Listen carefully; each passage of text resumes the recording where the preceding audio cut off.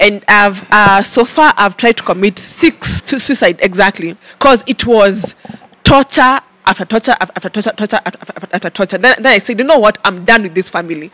I went and took poison, which if it was consumed by a normal human being, because I don't consider myself normal, and it would have caused death. And I remember that night when I went to sleep, I told God, you better not wake me up tomorrow in the morning. And then I wrote a suicidal note for my parents. It was very sad for them. You're laughing about it. Yeah, I'm laughing about it because now if I look back, it's all funny. So I wrote them and I told them, life is not working out for me, and I'm tired of suffering. I'm going to kill myself. And then my door where I was staying, it had the lock for up and the lock for down. So I didn't lock for down, so they can easily take my body after I've died.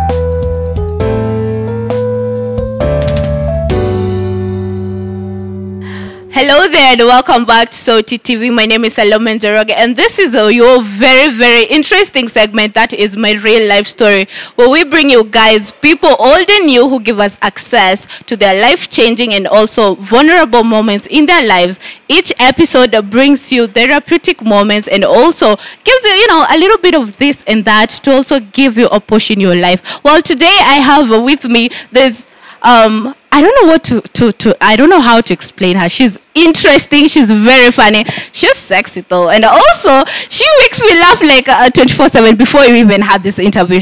She's a bipolar, she's going through bipolar disorder. She also has something called, what is that? Bipolar 1 disorder. Bipolar 1 disorder. Yeah, right. Bipolar 1 disorder. She's going to let us know all about that. Well, I'm going to introduce her to you guys and let you guys know more about her. So, hi. So, I'm going to let you introduce yourself for the people who are seeing you for the first time. So, my name is Immac Irungu. I'm 28 years old. I have bipolar 1 disorder. That's not what defines me. My name is Immac Irungu and I'm amazing. I'm a genius. I'm smart. I'm intelligent. I'm so many amazing things. Yeah. All right. I love your personality already. So, Immac, the reason is why you're here because you're such an interesting person, all right? And I've seen your videos on TikTok. You guys, if you haven't seen her videos on TikTok, better hurry up. It is at Immac Irungu. All right. So, I'm going to let you, just tell people a little bit about yourself before you even went through bipolar disorder or you find out that you're suffering from that. So, my name is Immac Irungu. I was born in a village called Deriti in Kirinyaga County by a very beautiful woman called Margaret Wagari Irungu. So she got me out of wedlock, and my father, the sperm donor, declined me when I was only an idea. So I was raised by my grandmother, Esther Waka Fadimagodu. And she was a very rich woman. She was badass just like me. So I got that from her. So she raised most. I was the only grandchild, so I was spoiled, and she was rich. I was spoiled. But that came to change. So I had a very nice childhood when I was at my grandmother's place.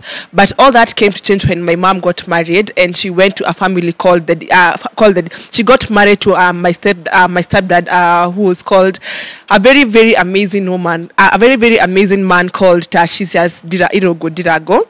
Hold on, wait. So she got married to your stepdad, right?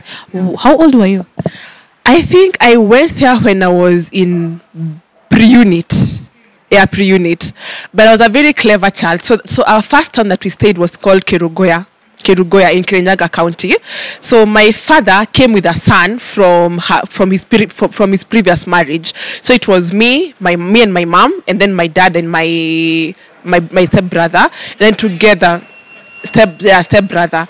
So my dad is the most amazing man I've ever met. Yeah, he's like my dad. He never made me feel like as if I was not his. Yeah, that is really funny because not a lot of people would say the same exact thing you're saying. Exactly. So he never actually. I'm his favorite. I'm his stepchild, but I'm his favorite. Hi siblings. I hope you're well. So my dad, I was a kid for Ushago, but I had those deep accent. So he employed a tutor for me, and he took me to a very good school. I remember when I was in pre-unit, I was a bit older than the other students. So what he did, I was in pre-unit, and I was given a paper for class 2 people, and I was number 1 in class 2. I've always been an intelligent child. I mean, I'm a genius, like I'm a walking genius. No, stop. Yes. You're in pre-unit, given a class 2 paper to do, and then you become number 1. Number 1. So I was employed for a tutor, so who used to coach me each and every single night after school, and that what now polished up my English. It polished me up a bit, and everything else in between. However, there was one person, my big stepbrother, who was not very happy with the setup, because now I took the attention when I came. I was a very mischievous child. Super mischievous. I was always on the lookout. I was always doing bad things. So and I became my dad's, because my dad is more like me. If you see me, you see my dad. He's much more of my personality. My brother was kind of chilled and was very jealous of me. So it got to a point where my brother used to beat me up really badly, because he's 7 years older than me. Like, I took his attention. So he used to beat me up very badly and would remind me all the time. He's the one who made me know that my dad is not my real dad.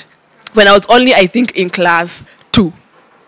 Exactly. So he would beat me up and then me, I was also bad. I would insult him. And make him know, hey, if me say I'm shashe, I am not a shashe person. So, hold on, wait. Now this is the first one, right? How many siblings in total? We are 3. 3 in total. Yeah. So now, like, you're the typical second born in the family. Exactly. But now to my mom, I'm her firstborn. Yeah. So, of course, life in Kerugia became a bit hard for us, and we had to move in Nyeri. Now, this is where my childhood trauma started, unfortunately. So, you know how homes in the village are like, as in you're here, your aunt is there, your other aunt is there, your uncle is there. So, I was moving here, I was now in class 2. And I remember I was taken to a class, because I was taken to a class where my aunt from my dad's side was the class teacher. So I remember I used to get 50 out of 50 in school, all the subjects apart from Kikuyu. We used to learn. Oh no! There was a lesson called Kikuyu. No, there was a lesson called Kikuyu. Imagine. And I used to get 2 out of 50 or 1 out of 50, because I was this town child now. I was a town child. I didn't know Kikuyu. And I remember my aunt, she was not very nice to me. She would say very mean things in class. And then, I was in class 2 by then. She would say very many things in class about me, about my family. And this did affect me, because now like kids would bully me in school. The one that I'll never forget she did is that she told the whole class not to talk to me. I was only in class 2. You were in class 2 and you understood what was going on. Exactly. I was that brilliant. So from that very young age, I started planning for how I was going to kill her when I become big. Kill her as in literally? Literally. Yeah, but I would never kill anyone. So I remember she told the whole class not to speak to me, and kids would make fun of me because I was a tall child. I was taller than everybody else. So they would make fun about my hair. They'd call me Twiga. They'd call me Giraffe. And that was the beginning of my childhood trauma. And then now I would have trouble in school. No one is talking to me. No one, as the kids would make fun about me. They'd make fun about my family. They'd make very mean comments about me. So I didn't have peace at home. I didn't have peace in school, because now at home my cousins would make fun of me. They would remind me each and every single time like I don't belong. Like I don't belong in their family. They'd make fun about my height, about I'm tall like a giraffe. So I didn't have peace at school. I didn't have peace when I came home. So you can imagine how traumatic my childhood was. And then my question was, I always kept on saying, I want to go back to my grandma's. Because at grandma's, I was loved. I was cared for. I was spoiled. I would do whatever it is I needed to do. But now here, everyone I didn't understand the shift. Exactly. Hey, I was a child. I was only in class 2. So as early as that, first of all, I knew I was going to be a star. I'm a born star. I'm an icon. So I would always have these ideas of how I was going to be rich, and then they were poor. Then they were poor. I would lock myself in my bedroom. And it was so my whole childhood was full of drama. I remember there's this one cousin. I never forget her. She came home with gifts. She brought my mom a lesson, brought my dad a shirt, my small sister a romper, and my brother a shirt. And my dad asked her, how comes you brought everybody gifts apart from Immac? Another reminder, I was not a part of them. You get? And it was a traumatic childhood, and I would lock myself in the room and I would write scripts on how I was going to kill each and every one of them who had done me wrong. Hold on, wait. You were writing scripts? Yeah. You were this young? You were going through everything? Your cousins, how old were they when they were doing that? They are very old. Because imagine, me and our family, we are the youngest. My brother is 7 years older than me. So then they were in campus, others were married, others were my aunts. Can you imagine a whole aunt? I can bet the whole class not to talk to a whole 40-something-year-old woman. Then the whole class did not speak to me. I was only in class 2. And mind you, I was the brightest. So also because of this, it also affected my studies. So I was once a top student, but now from now onwards, my grades went going down until to a point I was even now number 10, number 15, number 20. That how do you not affect my performance when I was going through so many things at home? And then at home, I mean in school, they would tell me, we even know your family, your mom came with you, as in things like those ones. And then it was, I mean, where did these kids get the information about you? My aunt told the whole class. No way. Your 47-year-old aunt told kids that you just came out of nowhere. Exactly. I even remember there's a time, this car, you see this car over here? So this car, I got it in class 2. So what happened is I was going, the kids usually run out, and I think I got this from the door. And I remember going to my aunt, telling her that I've been wounded, wounded, yeah. and she just dismissed me off like that. So I was to heal by myself. And the funny thing is, all these things I was going through, I never at any point disclosed to my parents. I'm a diehard. Yeah, I was about to ask you that question. Did you have like friends back in class 2? And like, you know, there's always that one friend who will come up to you and like, don't worry, itakuwa sawa or something. We were kids. Kids would do what they were being told by their teacher. So I was just a kid and they were just kids. So I can't blame them. And they were told, if anyone is seen talking to me, they're going to be beaten by a 47-year-old woman. You didn't even go to tell the principal? Not your mom? I didn't tell my mom. I didn't tell my dad. All I was doing is planning how I was going to execute her when I become a big girl, which now I miss. And the funny thing is, at this age, she still thinks that I forgot. You know, one thing about having bipolar 1 disorder, I remember everything, how it happened, at what time it was. It was a morning class session. I remember each and every single thing. That is weird, because if you ask me to tell you about my events when I was in primary or class 2, siwezi kumbuka anything, nothing at all, like literally nothing. Like I can't remember my childhood. Yeah, for me, I remember each and every single thing, how it happened, who did it, and the time it happened. Right. Now, fast forward to you finding out that you had bipolar disorder. Now that you've mentioned that, one thing about bipolar is that you remember everything that happens. So fast forward in 2018, it was just a normal time, and I started feeling high. And it was a high, the kind of high you feel. It's not brought by weed high. It's not by alcohol high. It was a high. I was happy. I was happy than the usual self. And I started writing on I'm a writer, so I'm a writer. And that's when I knew I can write.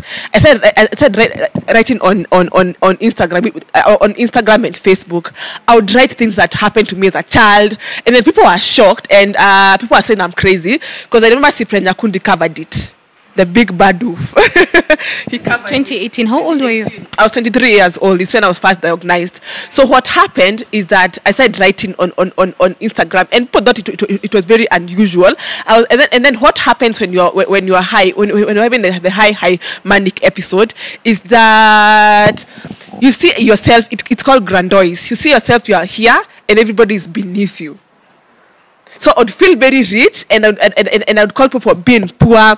And what happened is I wrote each and every single thing that happened to me when I was only a child. About and then the funny thing about my bipolar disorder, as in when I have a manic episode, it's always my family I'm attacking. My family and white people and Wahindi. My manic don't like those three people. My family, Wazungus and Wahindi, hawapendi kabisa. Alright, now that you've mentioned that, I'm pretty sure kuna mtu tu pale hivyo anajiuliza what is bipolar disorder? Bipolar disorder 1. So bipolar disorder 1 is when you have two extreme. I've always been an extreme person. High, which is mania, or low, which is depression. I have no in betweens. And even in life, I'm like that. Even my friend, you're either for me or not for me. I don't do lukewarm. So how I can describe maniac episode is you have grandiose. You feel you are here and everybody is here. And then you have racing thoughts. You have racing thoughts. You start feeling like a sieve. You can conquer the world. I even said that in this election I was going to run for governor. You are serious? As in everything to you becomes possible. I even believe if I can jump from here, I'll fly, but not fall down. I believe I'll fly. That faith, the faith that you can do. Exactly. I can become anything I want to become. I can do anything I want to be, and I don't usually have any consequences. And then I feel I'm a very spiritual person, and I feel that and I feel if I tell God make it rain, He'll make it rain. I want sun, there'll be sun. You feel like a connection with God, like you're talking to Him and He's talking right back to you. Exactly. Yeah. And then now there's a low, which is the depression. So the depression is I'm sad, I become miserable, I feel like as if things are not going my way. It's a hectic period. It's a very hectic period. And so far I've tried to commit 6 suicides. Suicide, exactly. And I've never died. 6 suicides. Yeah, 6 suicides. No death. No death. When was your first suicide thought? So my first one was in class 6. I was done with my family because it was torture after torture after torture after torture. Then I said, you know what? I'm done with this family. I went and took poison, which if it was consumed by a normal human being, because I don't consider myself normal, it would have caused death. You don't consider yourself normal? Yeah. Meaning? Abnormal. I don't do what normal people do. I'm always like fuck society. I'm in my own world. Okay, let us put on the cuss words. All right. Go do society, right? Yeah, exactly. So ever since I was a small child, my dad told me that I would challenge authority. I would be told, like, the very first time I stood up, because people think that I'm like this because men have given me, it's called character development. Exactly. So they think I'm like this because of men. But the very first time I was in class 4, our Shamba boy came and told me to put food for him, and I told him I want your wife. In class 4, I've always challenged authority. There's a person obviously who would think like you saying all the things that you're saying. You probably you believe that you're rich and others are poor, and you're categorizing everybody. It's not the fact that ulikuwa umetoka tao and then now you're in shags. Now you see like life is very different. And watu wananiambia nini? Was it like that? It was kind of like that because I kind of loved town life, town school, and then I'm here. If there's one thing I hate is cooking with firewood. So I was in town. I was with Kabon Tao. I'm coming here. I have this kind of I was a mischievous child. I was spoiled. Remember, I was the only grandchild. And then my grandmother was rich. As in, she was, hey, she's late. May her soul rest in peace. She was rich. So can you imagine, you come from a rich family, you go and squeeze in town, but then Nairobians are poor. I came to realize that lately. I'm a rich kid still. Village life, we had our own shamba. I had my own bedroom. We had a computer. We had electricity. We had everything that town people had, but now in a village.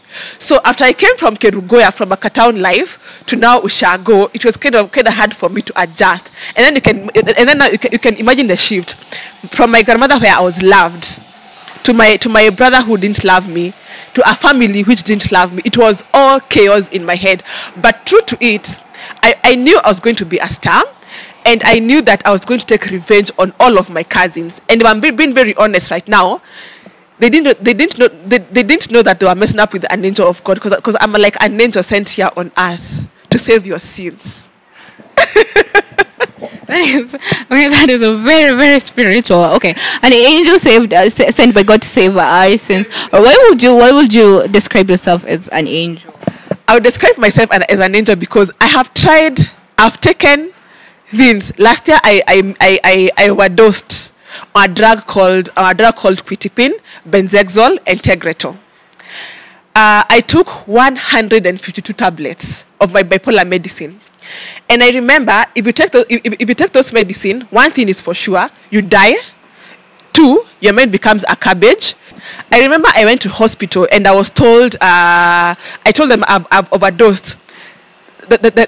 Wait, no, this is so confusing. You went to the hospital, told them you overdosed. Yeah. You've overdosed 152 pills. Yeah. How are you even able to speak?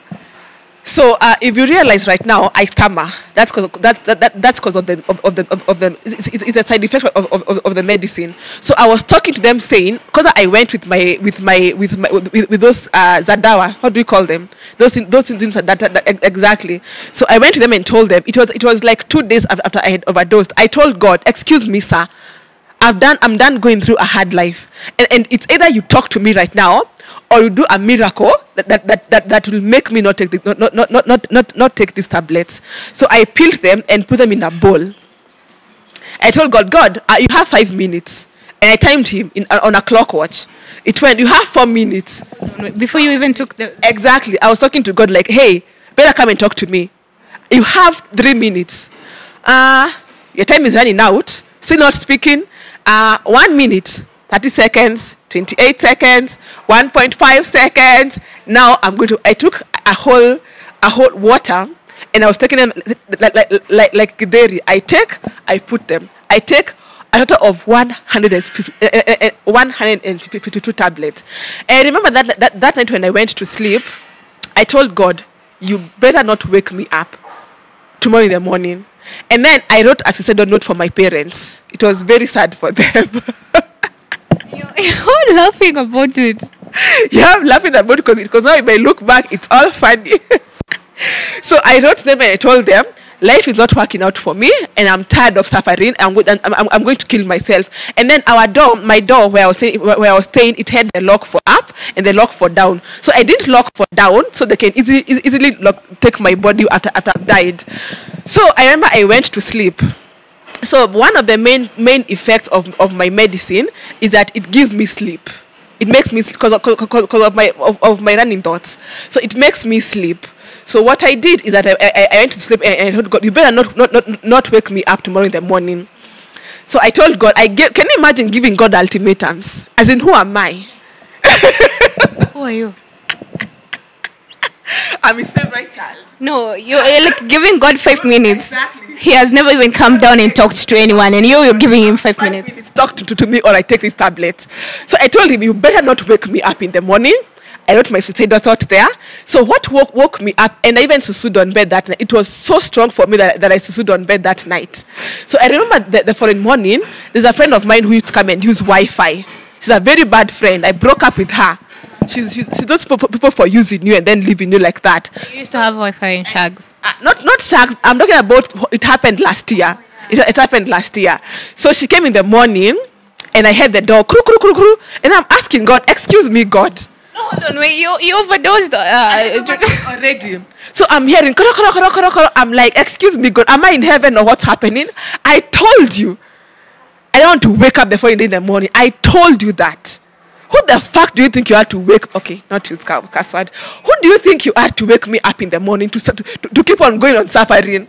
So she came inside and she's like, babe, Because she saw, she saw the note I had left from my parents, and the medicine that the containers. What's their name? The teens, those ones. And she saw them. Then she's like, babe, have you overdosed? Not even a single word was coming from my mouth. I was like, no, I'm trying to talk. Nothing's coming out from my mouth. Higher. So I can't say she's a nice friend because she left. And she didn't even care or even do anything. She didn't even call like an ambulance or anything. She didn't do anything. What? Fake friends. Those are the fake friends. So I remember I woke up. So why I put specs is because my medicine affects my eyesight. So I was not seeing anything. So I took my phone and tried to. I know my dad's number online. So I took my medicine. I took my phone and tried and dialed my dad. I was like, so I'm not even being. Then my dad is like, what's going on? Are you okay? What's going on? I'm just like, I'm saying. So before I even get one word out, it was like chaos upon chaos. So my mom came immediately. I had trashed my house. The vyombos were down. My vyombos were down. I broke each and every single thing in my house. As it's the anger I had with God. So before I took the tablets, I broke very many things. I was taking cups on the wall, taking plates on the wall, everything on the wall. My house was trashed. So I remember my mom. Before my mom came, she instructed a cousin of mine to come check me out. Because you see, and she didn't come. She didn't come. But lucky for me, she's no longer on my friends list. I have two extremes. You're either for me or against me. Two extremes. Yeah. So hold on, wait. You were angry at God. I was angry at God. Before that, this was what number was this for the time that you were trying to take your suicide? Take your life. The sixth time. This was the sixth time. Sixth time, yeah. So what happened, my dad told me I have to go to hospital to get treatment, but I didn't have money. So I went to a public hospital. And I sat. No, this is the following day. And I sat down. So when I went in, I went and put those things on the doctor's table. And I told him, I've overdosed things. So he was taking one of them. This is quitipin. He put it down. Benzexol. He put it down. Tegretol. Stop lying to me. No one usually overdoses on bipolar medicine or any drug that concerns the mind and comes exactly. And then as he was so shocked, he called other doctor. Same report. Another one. There were 6 doctors, and they told us we don't treat miracles. You are a miracle. What hospital was this? Odero Hospital, the public one. Yeah. So they were like, no, us we can't treat you. You overdose this, you are walking, you're not dead, your mind is okay, you are lying, you are a liar. All of them, 6 doctors said I was a liar. 6 doctors. So lying, you overdosed. They didn't even do any tests. Exactly. They were like, us here, we treat illnesses. We don't treat miracles. Yeah. So I came from that. I called them and told him they have refused to treat me. They were all shocked. Oh, you went by yourself to the hospital? I went by myself. No one took me. I was okay now. No one took me. So I went to another private hospital, and the same story. You don't treat miracles. I was like, but you guys can't. You have to treat me. So what they did is that they put water on my, because now my body was all black. Because it was all not like black, kabisa black. So they put me water. Direct as in the blood to dilute. They did kid analysis. It came out okay. They did what do you call it? Liver. It was okay. Nothing was wrong. I came out alive. I'm a walking miracle. I have taken dawa ya kahawa in class 6. Ilikuwa imeandikwa, if consumed by human beings, it can lead to death, and I didn't die. You're shocked. Yeah. I am shocked. I literally do not have anything to tell you right now. No, hold on, wait. You said before that you had an argument with God. Yeah. Your argument with God was because he wasn't taking your life. Exactly. Are you sure that was the only thing that you were trying to tell him? No. My argument with God is I was trying everything. I want to be super successful. I'm a businesswoman. I want to be super successful. 23. At 20. No, this is the last year. This is last year. So when I was 22. 27 now, I'm 28. Oh no, 27 years. 27 now. So I'm trying every. I had opened a business ya kibanda ya magunia. Mimi ni hustler mwenyewe. So I was not working. So I was like, ilikuwa time ya corona. So kazi zilikuwa ngumu kupatikana. You've been told to go home and wait. So I can't stay still. I can't stay still. So it's like I have to work. So I went to Gikomba. Nikabai nguo za madem, nikafungua kibanda ya gunia. So I had gone for a whole month and I had not sold anything. I was like, even you, God, you're a joker. You're a joker. I tried to be successful. I tried to do this and this and this. And who do you think you are? I am going to kill myself. I told him that I'm going to kill myself. So you can get someone else to punish in this life. You won't punish me like that. You won't punish me like that. As in, why? What makes you think you can punish me like that? Hold on, wait. No, okay, you had this job. Yeah. It wasn't working out for you. Yeah. You were staying alone or you had a roommate? Alone. I can't live with someone. I'm an introvert. I'm an introvert extrovert. I love my space and I don't like sharing my... I'm a very difficult person to live with. Me, you'll come right now, we are talking. Next minute, I'm not talking to you. You think it's you, but it's me. It's my moods. Because you see, bipolar, it's two moods. It's a high, it's a low. We don't have any in-betweens. So, and my behavior is so bipolar. One time I can be kissing you, loving you. Next minute, like I don't want to see you. Who are you? I don't want to see you at all. Yeah. But at like 27, right? At that time you have, maybe someone, like a boyfriend or something. I mean, you could, literally when something goes off, you call them and like, hey, maybe this and this and this. Where was he? I've never dated in my life. No, she's lying. Cameraman. I mean, she's lying, right? Sindo, literally, she's lying. I have never dated. No, stop lying, honestly. I got my... It's a safe space, everything. I don't lie. So what happened is when I was in campus, I got a boyfriend who the one who broke my, yeah. So this is really funny. No, you were back at campus. At campus, I'm a good girl. This was which year? First year, second semester. That's understandable. Yeah, so I got this boyfriend. He was a free spirit and he broke my heart. And I saw that no man will ever break my heart. So what I do is that I break men's heart. Hold on, wait. First year, second semester, and then now you're like, I'll break men's heart. I mean, come on. Exactly. So we were together for 8. I loved him. Oh my God, he broke my heart and he broke my virginity. Two things, double trouble. So what happened? I was with him for 8 months. You can compare a chance mingi. You compare a chance after chance after. You know how men are. 8 months. Exactly, 8 months. You compare a chance. So when I was in second year, first semester, I was like, you know what? I'll call this quits, and I called it quits. The second, it was I think the fourth time I tried to commit suicide again. I took 2 Piritons, and a miracle that happened. Piritons, I overdosed on Piritons. Exactly. So what happened is, I went and told God. I was so heartbroken. That guy broke my heart. Oh my God, he broke my heart. Now I'm going to ask you this question, all right? I mean, before that, you never saw like memes telling you as in, campus. Someone who told you about campus life or anything. No, there were no memes. Memes were out there that time. Memes came, I think, when we were in that year. Well, this guy broke my heart, and I swore no man will ever break my heart again. It was not. I was. By the way, I'm sorry to all the guys who've been in my life. I've been an asshole. A literal asshole. I break their hearts.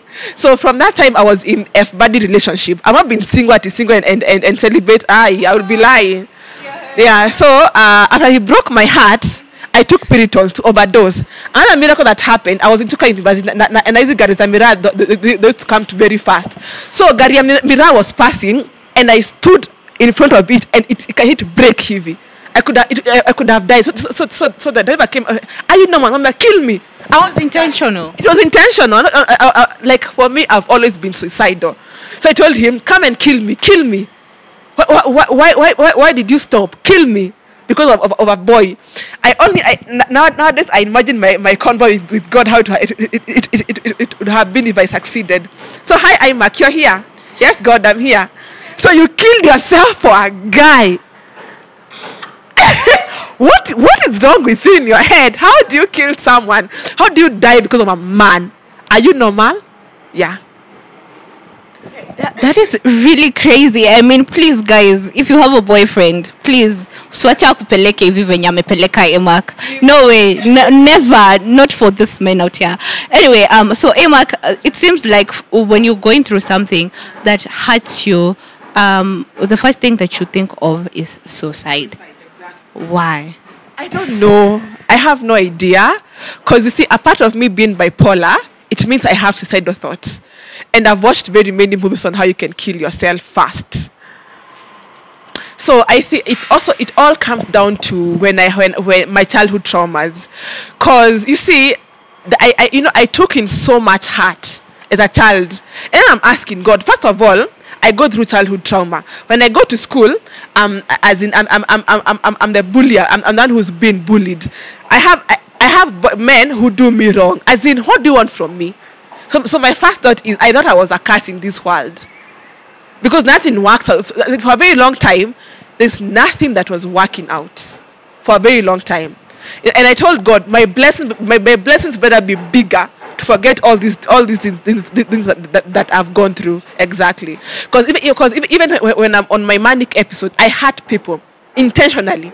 I'll come and tell you you're like this and like this, and I'll tell you each and every single thing that I know will hurt you. Like I told my father, I didn't like him. I only liked him so he can pay my school fees. I told my own mother she used to be foolish in school. I do things to hurt people. Because also me, I've not healed from my childhood traumas. I've not healed from them. So you were taking it out on them. Exactly. I take out on who is around me. Because I even remember I was talking to Odero police station. Speaking of police stations and police officers, they should be taught how to handle us. Because I remember I was talking to a police station, too juicy, a cell. So I met a policeman and I was like, yeah, juicy too when I was going through my manic episode. So I was, because I broke windows Zakwetu for a landlord's house. I broke the windows one by one. And I insulted his wives. Yeah, he has 5 wives. and one of them is bipolar. So then they thought I was drunk. But in real sense, I was not drunk. So they carried me, tied me on my hands, and took me to a police station. On arrival there, I don't like policemen. I feel Kenyan policemen are something. So I don't like them. So my mania don't like 3 people. There's family on my dad's side. They're white. There were Hindus and policemen. So I went there and told a policeman, "You are a foolish man. You got a D- in school. How can you pick and go me?" He was, but now I'm saying that to provoke him so he can beat me and feel pain. It's crazy. It's crazy. I'm provoking out like you're a small boy who got a D+ in school. Come and beat me. He beats me. So I keep provoking him so he can keep beating me.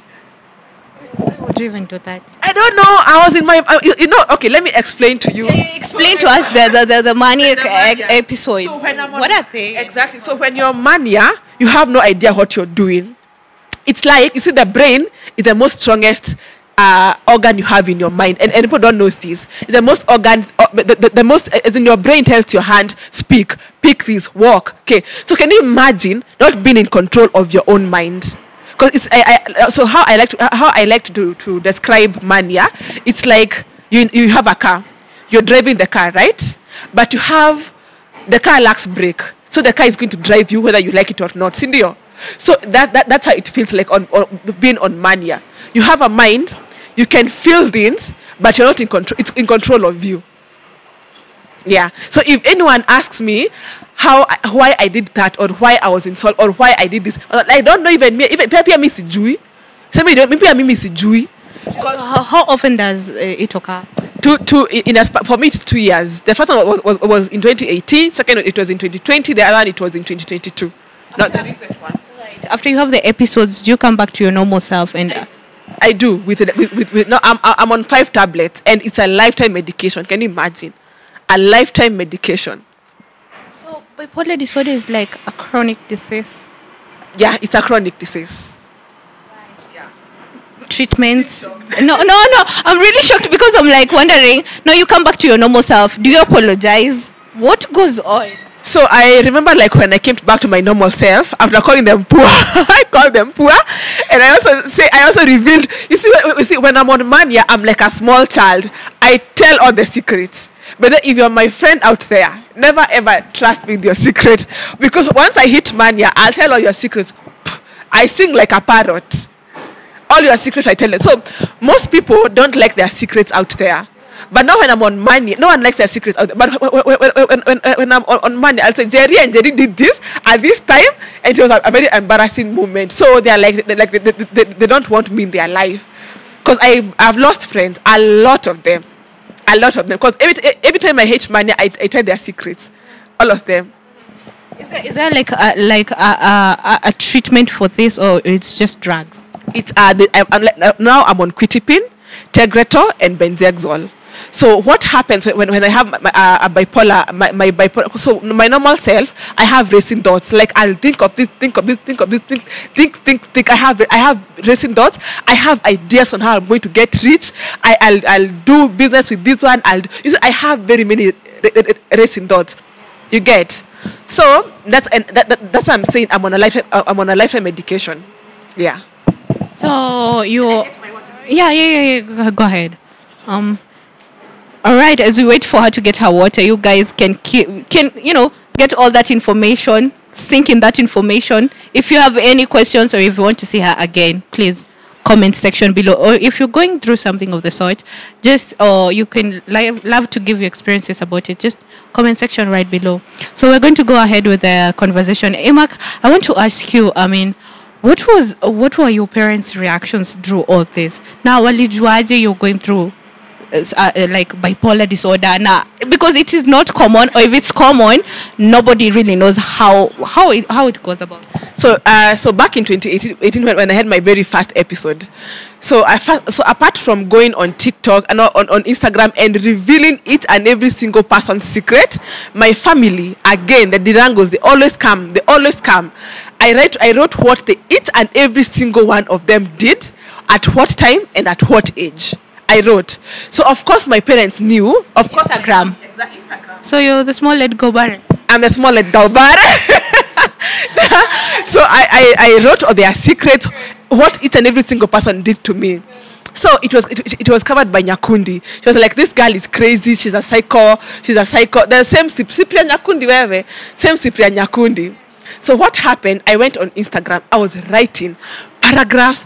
I was not even sleeping. I was writing. Then I was on a high.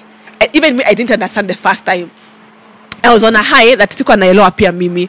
So what happened is, my family on my dad's side, they would screenshot and send my mom or my dad. And then I told my father, I'll build him a big house. I'll buy my family grandois. Now I was in this state where I feel I'm rich and everyone else is poor.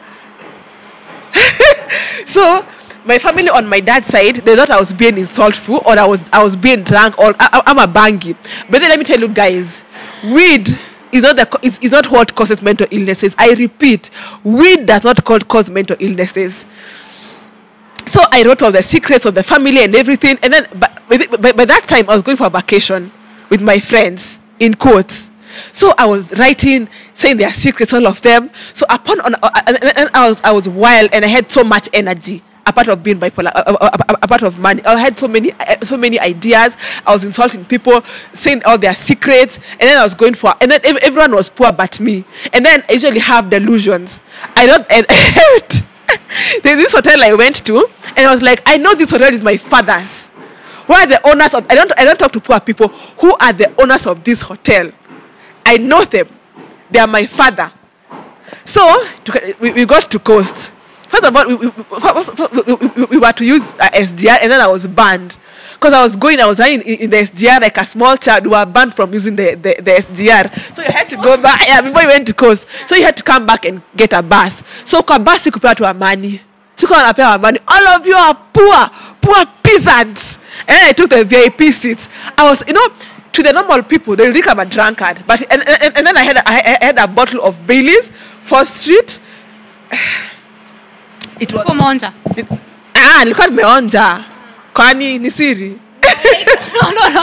Like, were you drunk, or you were just tipsy? I was drunk mania. I was high mania. The combination of that. That exact. It was explosive. So I even remember that the driver alikuwa kunirusha nje. But I've never seen her in this state. No one, even me, I didn't know I was going through a mania. So Kufika Coast, I took a taxi. I left my friends. So I told my sister we take a taxi to it's called what? Wasini. So I got there. I was still inside the people on Instagram writing very big text and everything. So everyone was like, what's going on with Immac? What's going on with Immac? So I got to Wasini. I was like, I know this hotel. It belongs to my dad. I'll buy it in cash. Your sister was there? She was there. So we went to Wasini. My sister was crying throughout. My small sister. I love, for me, I have a very close relationship with God. So he always finds ways to protect me. So here at Wasini, I was with my sister. All my friends had left. So I would have done much more damage. So my sister is crying. She's like, she didn't know what was going on. She's crying. She's calling my parents. And like, Immac gets high. She gets drunk, but I've never seen her like this. Everyone was shocked. So I go to Wasini. This is my dad's hotel. I'll stay here and I won't pay anything. I've taken my clothes to a room. I've gone to the swimming pool. I'm swimming. I'm like, this is my dad's hotel. And a guy came who was to take advantage of me. I started shouting and screaming, he wants to rape me! He wants to rape me! It was crazy. And I went back. So this guy, the taxi guy took us back to Mombasa. And now my dad said, look for a cheaper hotel that you guys can manage and go. So the taxi guy waited for you? Exactly. He waited because I still remember Lipa. I was like, call my dad, he's going to pay you. It was 10K. Call my dad, it's going to pay you. We have only. It's money that's making you angry. 10K is not making you angry. And I didn't even have a coin. And I'm asking this person, how are you poor? You're a poor person. 10K, poverty, call dad is going to pay you. Who are you? We are rich. I'm a rich family. I'm from a rich family. So we come back. I'm still causing drama. I'm still texting on Instagram saying people are poor, saying people are foolish, and all those kind of things. So we came back, and it was and where the taxi guy put us, it was next to a hotel, a very big I think a Foster in Coast. So I went inside, and I was like, "Hi, receptionist, where are the owners of this hotel?" This is another hotel. Another hotel now in town. I was like, "Where are the owners of you talk to Ahmed?" No, I don't talk to poor people. Where are the... You're going around calling people poor. Exactly. And I was taking videos of myself saying how I'm rich, everybody else is poor. So the owners came. And they're like, hi, madam, you're here. I'm like, yes. I want the most expensive hotel the most expensive room in this hotel. Like, where is the money? You'll pay for it. I know you guys. You're my dad's friend. So now this is delusions and hallucinations. I was like, I know you. I know all of you. I love it. They are very big. They're the owners. I know you. You're my dad's friend. Don't make me look stupid. I know all of you. So the owners, after I caused very much chaos, so my sister went to them and explained, my sister is sick. So they were like, okay, you guys, I'm giving you like 20 minutes. You have left this place. And then the bad thing that happened was Zungu came in the hotel. I'm like, I don't like you white people. I don't like what Zungu on their faces. I don't like you colonizers. Colonizers. I told them, this is not your country. You came here. I was born here. Get the F out of this hotel. I don't like you. So the owners called the policemen. Policemen came and he told them, this one, he see Bangi, now he see Pombe. Take her to hospital. Yes. So luckily my dad managed to get a bit affordable hotel. I went there. So I went there, and I'm thinking, I'm still on delusions. I was like, this is our hotel. As in every hotel I met, it was ours. And I'm like, and then I started singing there. I started dancing, going to people's room. I know you. I know all of you. You think I'm stupid? I'm not stupid. I know all of you. I know all of you. So I woke up in the morning. So I was able to sleep. My sister. So all this time, my small sister was with me. She was crying. Because even her, she never understood what was going on. Did you see her cry? As in, were you thinking like, this is my small sister, she's crying? I was not thinking about that. It's not that. I was not there. How long did the maniac episodes last? Because from the time you went with your friends to... So now, I think now it was, almost our the second day there. So lucky for me, you see, I have angels everywhere. Lucky for me, so we slept. The following morning, I woke up and washed my clothes, all of my clothes that I had gone to with Coast. I washed all of them, and I said, "This is my dad's hotel. I'm going to stay here for the rest of my life. This is where I'll stay." So I washed my clothes and took them to Kwadraya Kukauka. Then I went to the kitchen and I was like, "Don't serve me food. Don't serve me food. I'll serve myself." So I was like, "Okay. You serve yourself." I went, I put juice, I cooked for myself mayai, and then and they were letting you do all that. Because my son had told them this, she's not okay. So I remember when I went to sit down, it was my sister and myself. So I was like, "Here's my food." So I was like, my sister, she's very spoiled. And then another guy came who had slept there. He had bacon, he had eggs. I went on his table and took bacon and I started eating. I was like, "You're going to pay for it." And not the waiters, they were like, what's wrong with this girl? And now the owner of the hotel, akawambia, she's not well. I was like, "She's okay, she can taste. You come and eat. I can eat everything." I went and took some more, and I took his juice. My mind is like a child's mind. So I do things that kids would do and grown-ups would not do. And I was asking you about this. Why is it that every time you have these manic episodes, the first thing you think of is that people are poor? It's called grandiose. It's called grandiose. I feel like I'm much more important than everyone. I feel it's like you're having an out-of-body experience. And when I'm calling people poor, even myself, I'm poor. But I'm calling everybody poor. So I can't really explain why I do those things, because I've had like other people who have the same illness talk about it. They also have that they feel they are rich and everybody else poor. It's poor. It's called grandiose. You all have the same like condition or something. Exactly. Have you ever seen Kanye West rant on Twitter? Yes, Kanye West can do like shit. But he has, but so as in, I'm saying Kanye West because he has the same condition as me. Like, if you ask me why I see myself rich, it's like asking a blind person, why can't you see? Or a deaf person, why can't you hear? Yeah. Right. So, I mean, Kanye West, I mean, there was a time I remember he was like, they took him somewhere and they put him somewhere closed, in a closed door. So he has the same condition as you.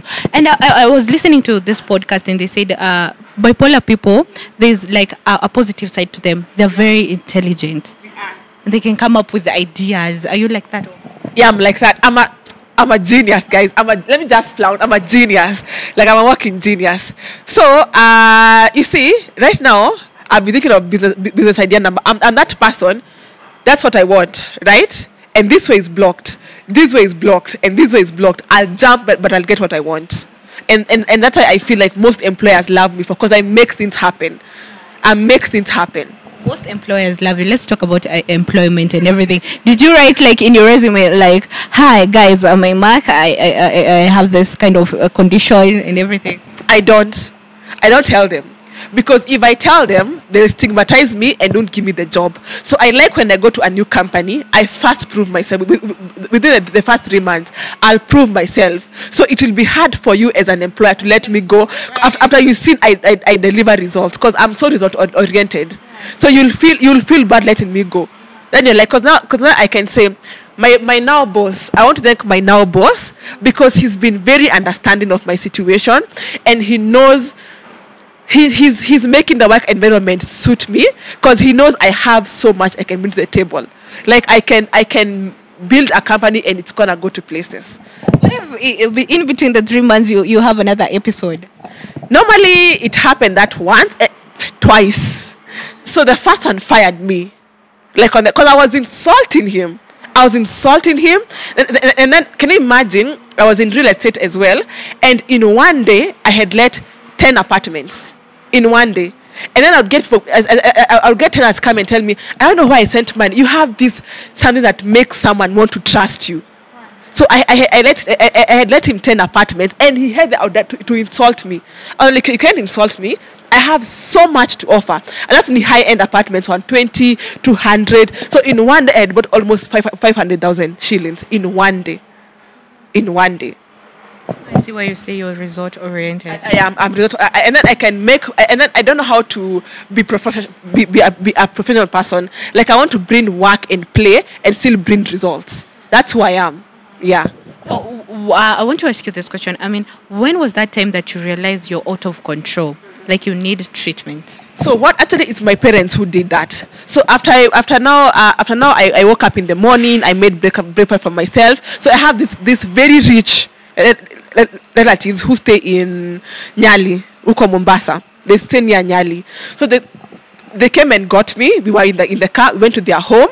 No, first they took me to Port Reitz. Port Reitz is like Madari, but Madari for coast.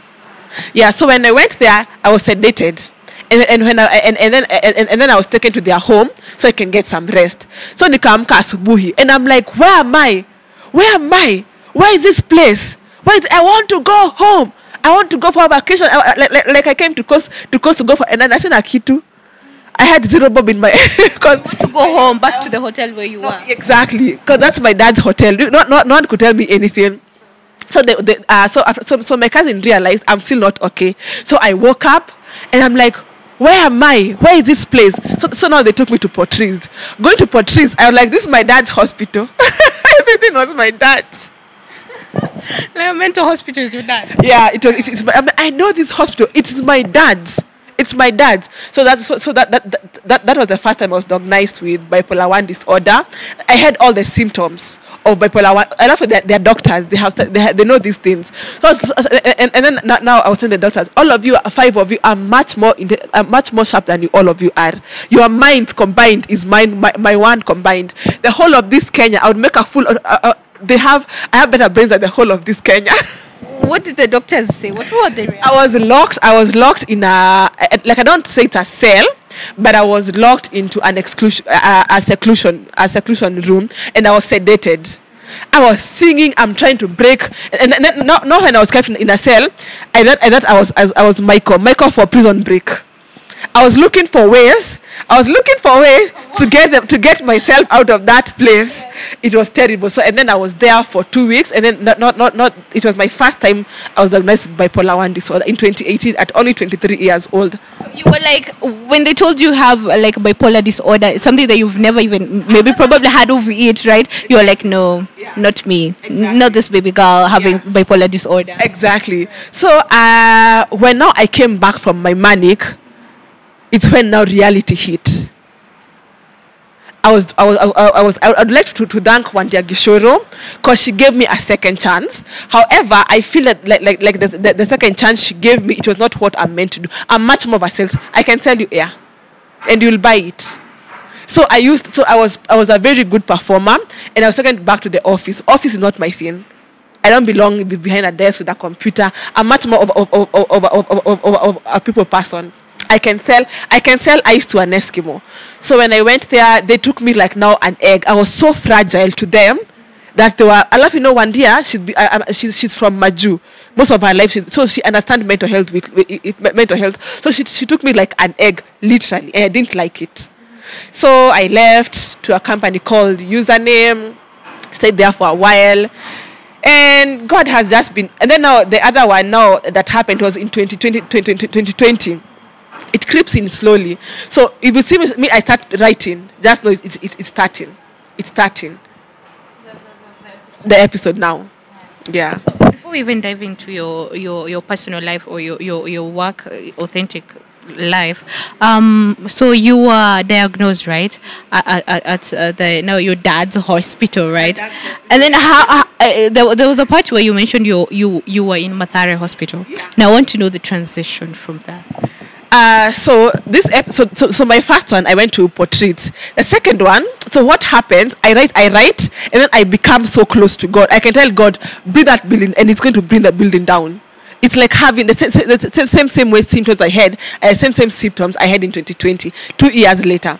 But at this time, I stopped taking my because it's a lifetime medication. Can you imagine each and every single day having to take 5 tablets each and every single day? I got tired. I stopped seeing my psychiatrist, so it reoccurred. So after it reoccurred, I remember I went and told my boss I had let 10 apartments, and then before they are put in file, I then I was like, can you please sign this for me? He was a mean bad boss.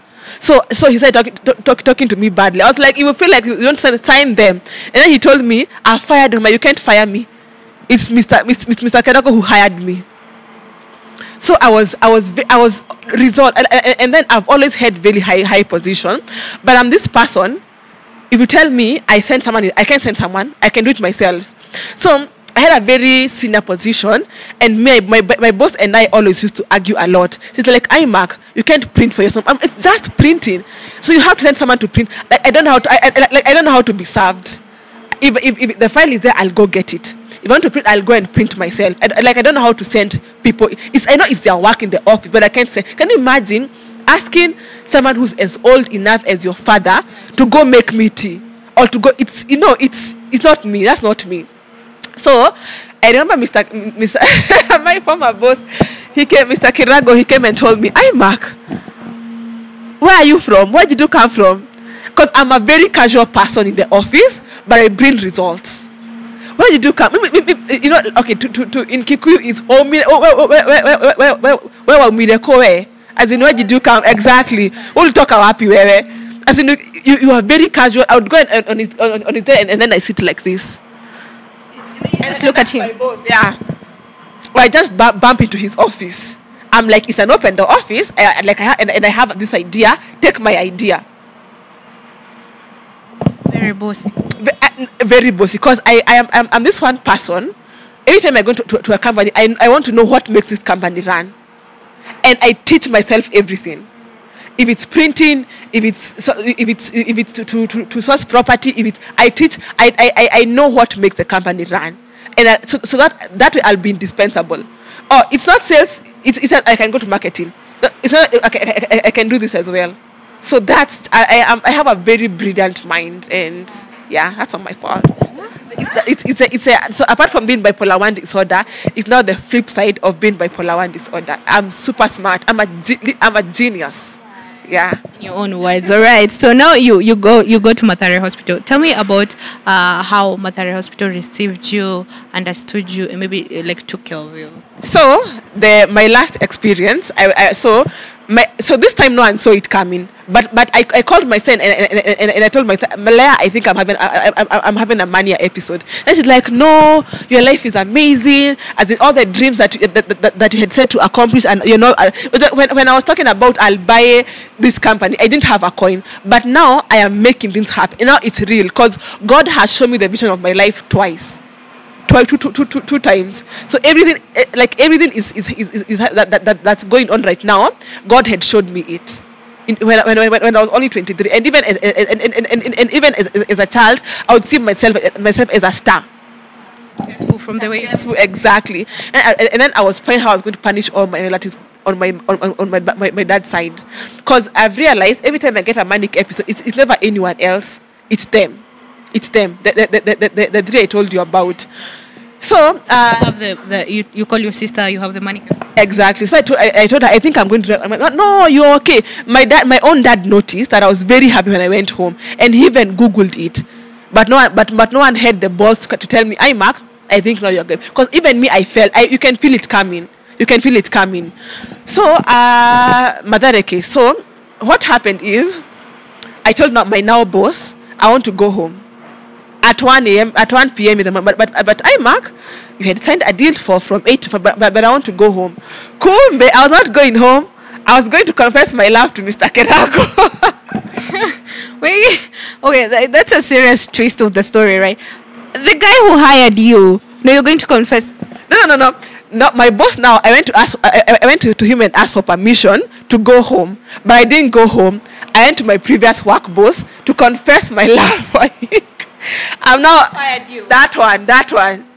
After I had my other episode, so I went and told I was to go and tell Mr. Kirago, I was right and you are wrong. All along, I was the one who was right. You made me feel like I said I was crazy, but you're the one who was crazy. But what I realized, I meet these employers who see so much potential in me that they want to coach me and mold me, and that's what Mr. Kirago was doing. In the process, I felt they're kind of like scared that you might outshine them. No. I get if I work with the owners, they want to coach me. They want to. What is it called? That's in the dress. What is it called? As in for position. Exactly. So in that process, I was like, how comes like girls in the office would complain as I'm getting favors from Mr. Kirago, and then I met them there, and nothing is going exactly for them. So I get so much jealous from people who from especially women. Yeah. Kumbe, I went to confess my love to Mr. Kirago, and then I first called the office. I'm like, hi, how are you? My name is Immac Irungu. Tell Mr. Kirago to call me back. He didn't call me. I called again. Tell Mr. Kirago I'm giving 5 minutes to call me back. If you won't call me, I'll show up. So I took a bike from Kilimani. I went to Westlands to confess my love. Serious simping, right? Exactly. But this time I'm going through my manic episode. So I get to the office. I get to the building, and I was like, if you're a visitor, first of all, you should write your name to Apochini. I was like, I won't write my name. I'm here to see Mr. Kirago. That's why I'm here to see. So the security guy, they came with me on top, as in kwa Mr. Kirago. They knew I was coming, so they were waiting for me. So they're trying to ask me, I don't talk to poor people. Where is Mr. Kirago? Where is your boss? All of you are poor. I don't talk to peasants. So I went there and I was like, hi, Mr. Kirago, I know you're inside. Come out and face me. Oh, you're shouting. Now I'm shouting like a mad person. So now there's commotion in the floor, and now people are coming out. They're like, no, and now the employees are coming out. I'm like, Immac, why are you back here? I said I don't talk to peasants. Where is Mr. Kirago? I don't talk to Mr. Kirago. Alinitia police. So what I had long nails. Alafu, they carried me from second floor to the parking lot. So as in Maju, first of all, they beat me up. They beat me up very bad. So and I usually have this. It's like powers. They come to beat me. I know where I should hit you, so it can feel painful. So I hit the woman at the boobs, and then the other one I hit his balls. So they took me. They dragged me, and then I was like, I am not. So I slept on the floor, and I was like, I'm not going to leave here until Mr. Kirago comes. Mr. Kirago, come outside. Did he ever come out? He didn't come outside. So what I did is I was talking to Parklands police station. Nikaenda huko. Hey, let me see. I'm Hindi. And so I'm Hindi. Hey.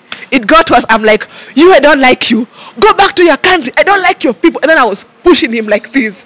So I was talking to Parklands police. Now going to the policeman. I don't like policemen also. I was like, you got demonized in school. You can't tell me anything. You're foolish. You got ease. So I was locked in a cell.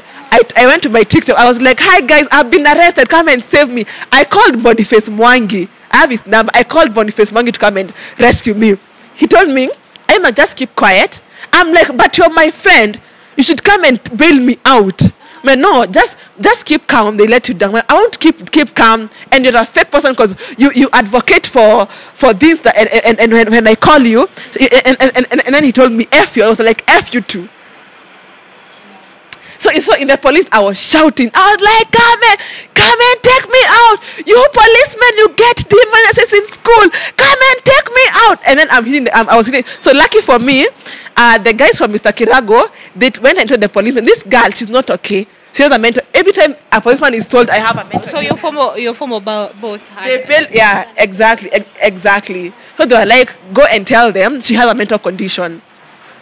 So they were told I was released. Every time that they hear mentor, they just release you quickly. But I feel like as if policemen should be taught how to handle us. We're not rude. Right now, in my normal, I would have called you poor. I would have called each and every single person poor. But that's not me. It happens only when I'm on my manic episode. Because not a lot of people can understand that you're not being rude to them. This is they can see I'm not high on anything. So when I was inside, I called my now boss. Hey, hi, how are you? I've been arrested. I'm in Parkland. He came to bail me out. You're going home. I was going home. He was like, Immac, what happened? I told him the truth. And don't lie. And then he called my colleague to come and bail me out of prison, not out of the cell. So by the time she was arriving, my dad also had been called back in Akirago and Mwangi. So I was like, so Kinadad, they came with a very boring car. But now but now the one who was called, she came there with her tears. So like, I don't talk to poor people. You don't go, you are poor. No, that's my dad. Yeah, you are poor. Everybody else here is poor. I am the only one who's rich.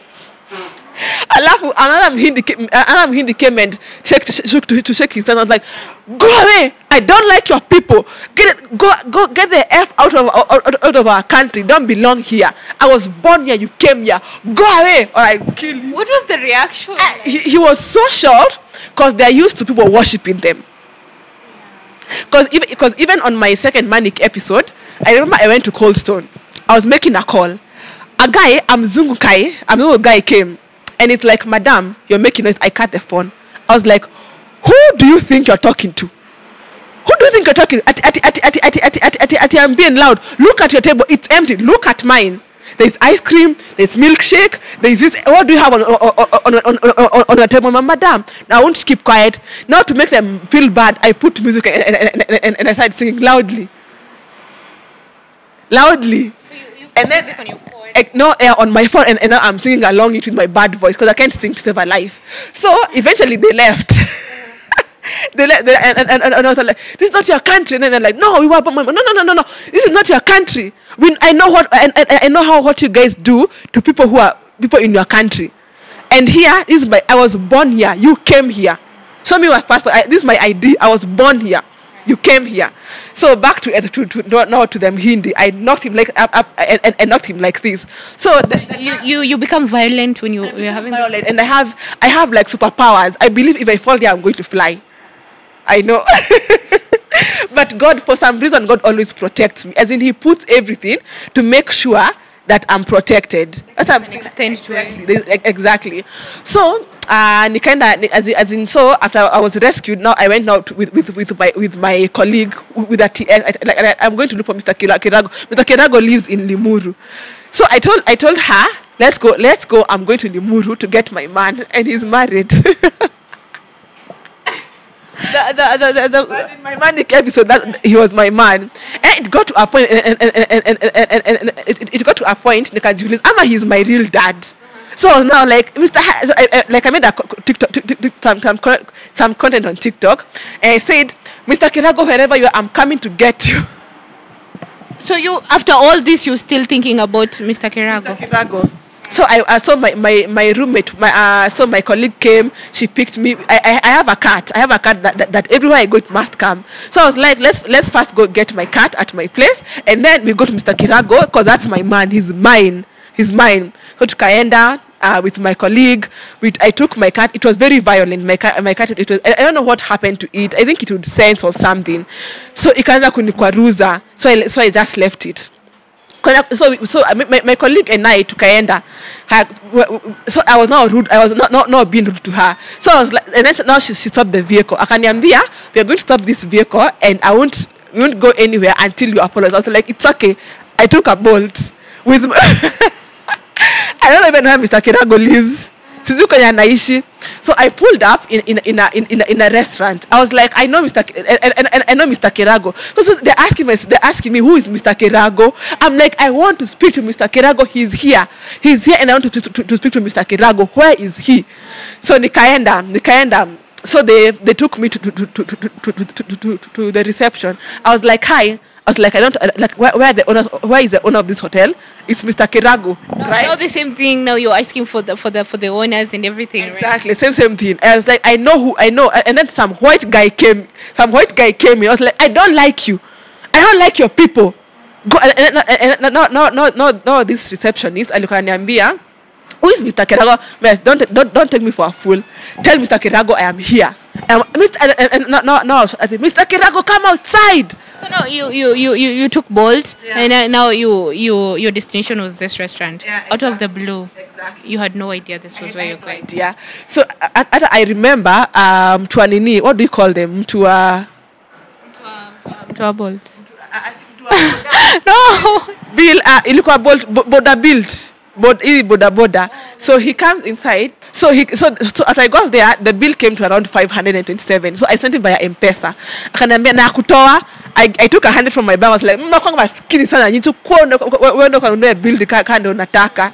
So yeah, so he left me there. So I was there. So I called my dad. So the owner asked, who are you? I'm like, I am Immac Irungu. That's who I am. And I know Mr. Kirago is here. Call him. Who is Mr. Kirago? So I was like, I don't want to keep on going back and forth with you guys. So here's my dad's number. Call my dad. So my dad, I'll come and pick you. No. Before I went to get my card, I met my dad out there with not the not pleasant car. And he was like, can we come? I told the gate man, who pays for rent here? It's me. Do not let this man inside. My own father. Your dad? Yeah, my own dad. No, you dragged your dad all the way from where he was to come for you now here. Right. So your dad comes for you, and then what happens? We were 2 cars. I refused to enter my dad's because I knew he was going to take me to Madari. So I'm a mental health institution. So I was very particular about him not coming to get me. So my friend, lucky for me, my friend took me and I told him, do not dare let this man inside. So tukaenda hapo tukaenda Limuru, now to Mr. Kirago's residence. Another place that was not his. The hotel now. Oh, right. So nikaenda huko, I asked for meal and then I called first to pay for it. I was like, you think it's money I don't have? Call my dad. So my dad said, it's okay, just give me your M-Pesa till number, give her what she wants to eat. They brought me, so they're like, what do you want to eat? I was like, fish, chips and chicken. Just like a small child. My mind goes back to being a small child. So they're like, what do you want? Eat fish and chicken. At the same time, it's me, so I ate. So I was kept in a set, because now it was a hotel, not anyone's residence. It was like a high-end hotel, and big wigs come here. So they locked me into a room all by myself, and my chicken was there, my nini was there, and then I saw the bodyguards come to pick me. I ran and climbed a table. So I'm sitting. I want to sit. So lucky for my dad, he sent someone to come and get me from the hotel. And the owner was very understanding. She understood I was sick. Or the hotel, she understood that I was sick. So what happened is he was like, just be patient with her. Just be patient with her. She's not well. Because my dad told one of them, she has a mental illness and she's going through a mania. So she was very understanding. He was very understanding. So nikapelekwa kwa gate. Nikaanza kwa gate. I was now taking for the heels. They come to touch me. I ran towards the hotel. They come and it was all games. So so my cousin came to pick me. Nikaenda kwa hosi ya watoto, nikalala. So the following day in the morning nikaamka. I was like, where are my parents? I know what you guys are trying to do. So they gave me a tablet. It's called Quitipin. It makes you sleep. I was like, you guys are very stupid. This is Quitipin. I'm not going to take. I'm not sick. I beat them up with it because their intention was to make me sleep until now. My cousins come. So I was like, I'm going to live here. I went outside, like I went outside and so nikeno ilikuwa keno hosi ya watoi. So nikachukua bike I ran. So I was like, no, I'm going backwards, saying I'm going to run away. Nikaenda. I took a motorbike and ran. Nikaenda kwetu saa where I was staying in Luthero. Nikaenda. I was like, where are my house keys? So I'm shouting from 4th floor. I'm like, where are my house keys? I want my house keys. So no one was coming to give me my house keys. And I looked for a bottle and I broke all the glasses of my door. I was like, I want my house keys. No, so they came and they came. They now took me to Odero police station, where I was like, you police, you are a foolish boy who got the mine, a small boy from the village. So again, you're telling them this. A small boy from the village who beat me up. So I was like, because you see, like in that moment, I like people who want to inflict pain in me. So I was like, beat me up some more, beat me up some more, come and beat me up. So they beat me up. I insulted them more. You're a small boy from a small village. You got the minors in school. You're being paid peanuts. What are you? That's how you guys take hongos. My salary is enough for you and 5 of you. Did you like call your dad at that point? I didn't call my dad. So I was kept in my pingus, and I was thrown into a cell with my hands tied back here. So I was trying to open. I know how you can open the pingus. So I am there. The OCS knows me. He came. Immac, I thought you're a good guy. I'm like, mimi sikwangi mzuri. Mimi ni mbaya. Mimi sikwangi mzuri. So I was causing chaos. I was knocking. I'm usually very strong. I was knocking. I was insulting them. I was saying how much all of. So I do things to insult people and hurt their feelings. So my cousin came, akanitoa, nikapelekwa Nyeri. It's the name of the I think it was PGH or something. The kind of let me see my father. I was like, so to my parents, when I see them, they want to take me to Madari, and me, they want to be taken there, or they want to take me to Avenue or anything. So nikapelekwa kwa PGH. Let me see my father. Nikam tusi. And the guy who was there with me, I might keep also on myself. So at the police station, I was tied with Napingu Kunyuma, and then I was insulting those policemen. You see, when I'm on my manic episode, I want someone to inflict pain of me. So I'm insulting you so you can beat me up. So the policeman nearly beat me up badly. I was put in a cell. I was locked. My parents came to get me, and then they took me to PGH in Nyeri, where I was to be admitted. So I didn't want to see my parents because I knew they want to put me in the hospital, and I didn't want that. So PGH, there were no beds, so I was taken to Madari. So on seeing Madari, I was taking TikTok content, telling people to come and rescue me because I knew what was going to happen after that. So I'd see my parents and insult them. My mom, I would insult her. I would insult the nurses. I was being tied and I was being tied on my legs and on my hands. So I was sedated for 3 days. So they were tying you with what, ropes? Ropes, yeah. Yeah, so I was tied there. So in Madare, the experience in Madare was not so amazing because I was beaten. I still have scars. So what happens is, like, if you beat someone who's mentally ill, it's like beating someone for not seeing or for not hearing. So you get. So the very first day I was beaten like a cow. So they like beat you with like canes and everything. No, pipe. So one nurse came to call me immaculate. I was like, my name is not immaculate. My name is Immac. And then I called him the B words and the and the F words and everything. And so I was taken to a seclusion room where I would stay there for almost 3 days, sedated, so it can calm down my mind, all of it. Yeah. So before we even get into Madare, now you're saying that they used to beat you, so that you used to provoke them so that they can beat you back. Like, have you ever even tried like self-harm or anything? Self-harm is the number of times I've tried to commit suicide. That's self-harm, I believe. But the one for kujikata, sijaifika hapo. the one that I was asking of. So now you're at Mathare, you're sedated, and then what? So I woke up, or I got from the sedation, and in Mathare, you were a lot of us. Tulikuwa wengi. So nikapewa kitanda, my parents came, they saw me. Now at this point, I was not insulting them. I had calmed down a bit. So it was just a basic. I would wake up in the morning, go to shower, take porridge in the morning, and then at lunchtime we take tea, and then we take breakfast. So hiyo ilikuwa norm. But if you ever if you ever behaved weirdly, they used to beat you up, and I feel like that's not how you should treat people with mental illnesses. Don't beat people up. They are ill. It's like it's like you're blind. So I'll beat you for not seeing. How? This is a mental hospital, and you're not the first patient. They do this to patients. They beat them up. Is it like, did you ever like come to find out why they were beating people? Is it like a part of like medication process or anything? We can say it's a part of medication, because how do you beat someone who's mentally ill for not taking medicine? It's not making sense. The least you can do is sedate them.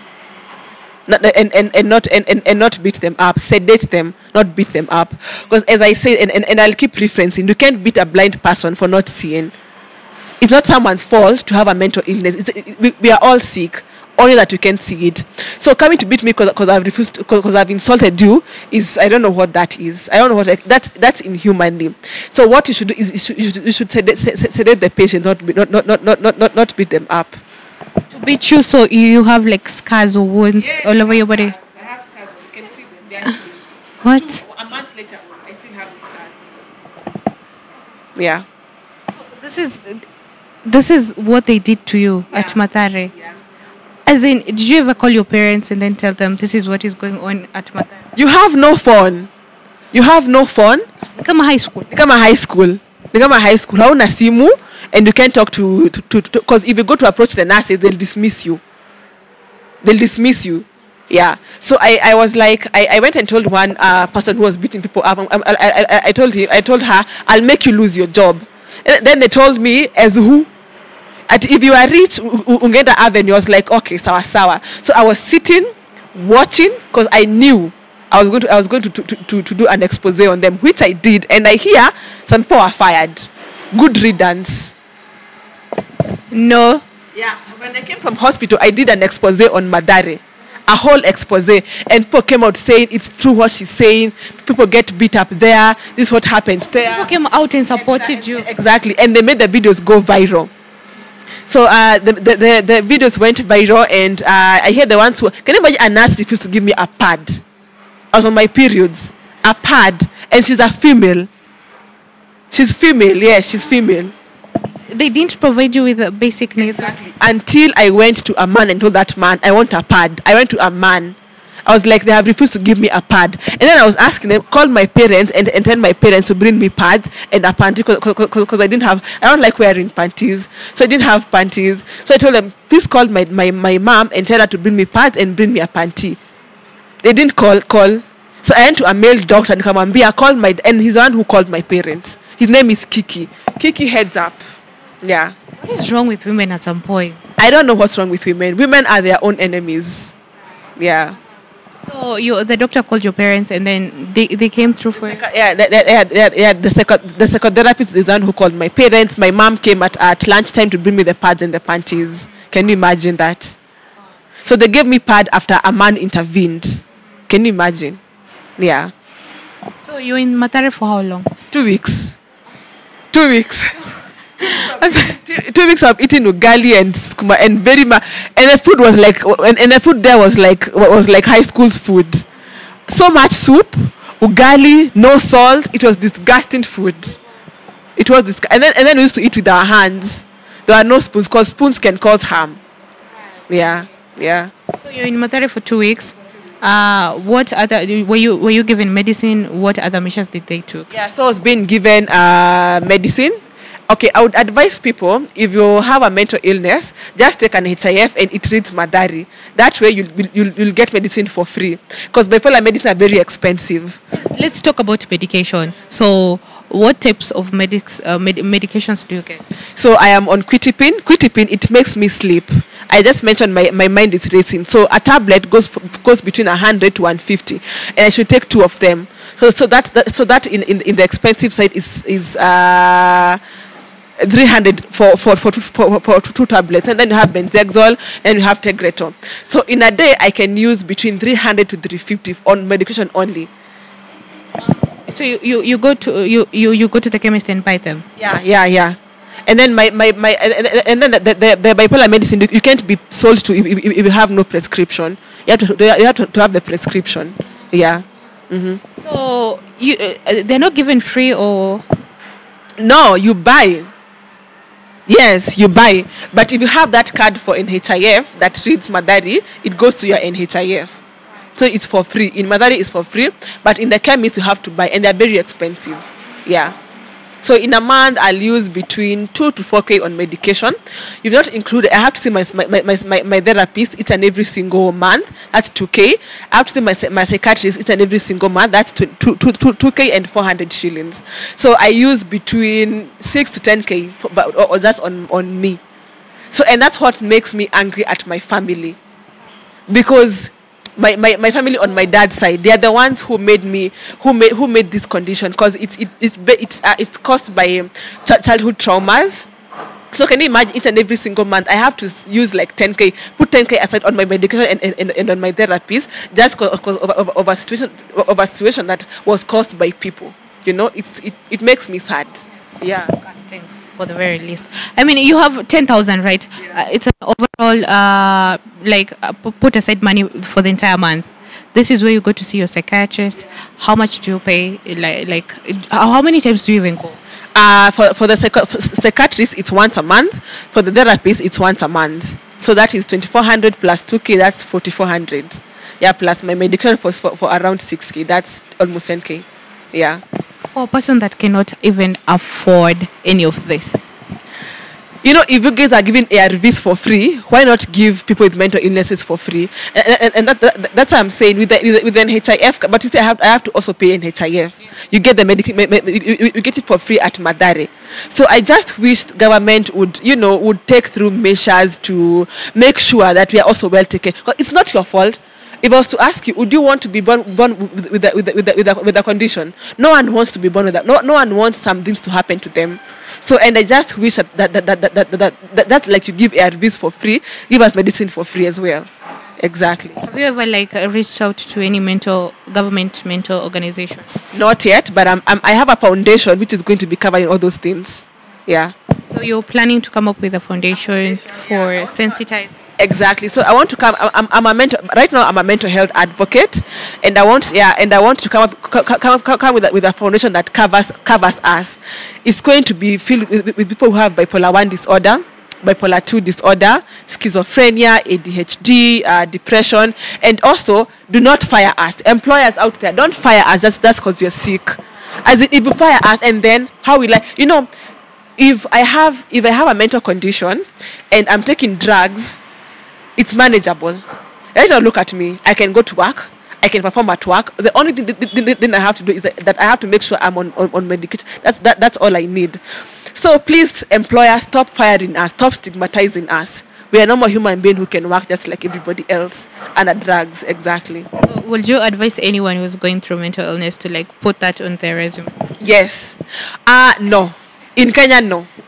So for me personally, what I do is I go and work. After I work, I reveal after I've proven myself that I can work. Because I faced a lot of stigma. Every time I disclose I have a mental illness, I'm looking at like an egg, like a delicate egg. Oh, Immac is that, but I can. I'm gangster. I can work just like everybody else. So we've not yet. I want to get to a place where if someone is suffering from depression, schizophrenia, they can put that on their CV. That on their CV. That is what is going to be on my agenda, on my foundation. Yeah. For those who don't understand what schizophrenia is, do you have an explanation for it?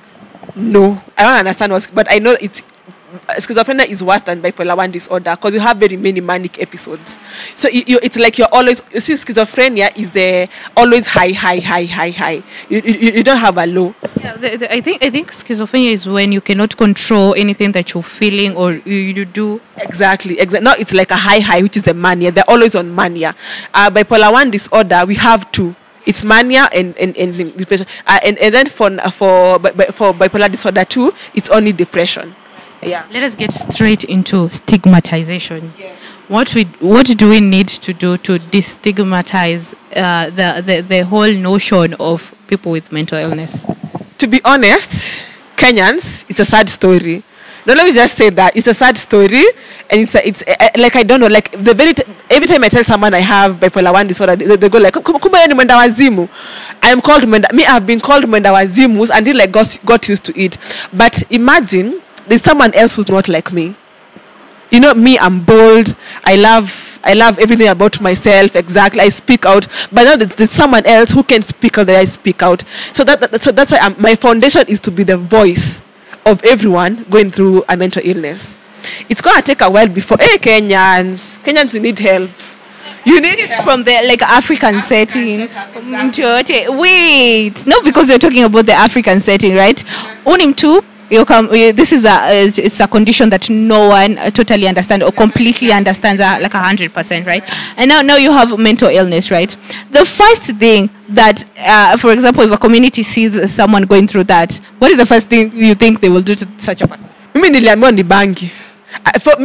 number of times we only move to bangi. So they associate mental illness with weed, which is not the case. It's not the case. Ama, they say she's sick because of a curse. Exactly. It's either a curse or weed. Please stop blaming bangi. You stop. Weed has nothing to do with it. It's not bangi. I mean, Wajakoya already told you guys. I confirm everything. I mean, it's no weed. And you're from like Kikuyu, right? Yes. Wajakoya. And I'm from Nyeri. I'll do a big share of that chunk of land. Right now, you're from the Kikuyu land, right? And the first thing they think, maybe your parents stole maybe land from somebody and everything. I'll give you an example with my parents. So when my mom got married with me, she didn't remove a goat yamai. It's called Boria Mai. So just last year, but one, my parents took a goat to my grandmother. Because my child it's the cause, but that is not how the case. So it's a mental illness is just like as if the way you get homa or the way you get ukimwi or cancer.